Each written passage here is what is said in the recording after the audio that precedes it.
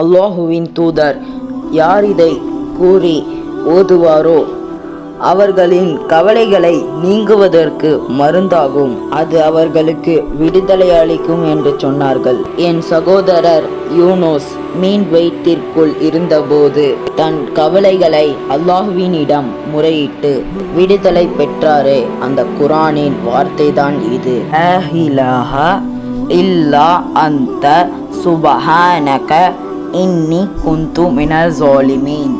என்னை படைத்த இறைவனே, நீ பரிசுத்தமானவன், நாங்களும் பரிசுத்தம் இல்லாதவர்கள், அநீதம் செய்பவர்கள் நாங்கள். யா அல்லாஹ், நீதான் பரிசுத்தமானவன். யா அல்லாஹ், உன் மீது இப்போதும் நம்பிக்கை கொண்டிருக்கிறேன். யா அல்லாஹ், உன்னை தவிர வணக்கத்தை கூறிய யாரும் இல்லை. யா அல்லாஹ் என்று யூனுஸ் எப்படி கூறி அவருடைய பிரச்சனையை அல்லாஹு தீர்த்தான். அஸ்ஸலாமு அலைக்கும்.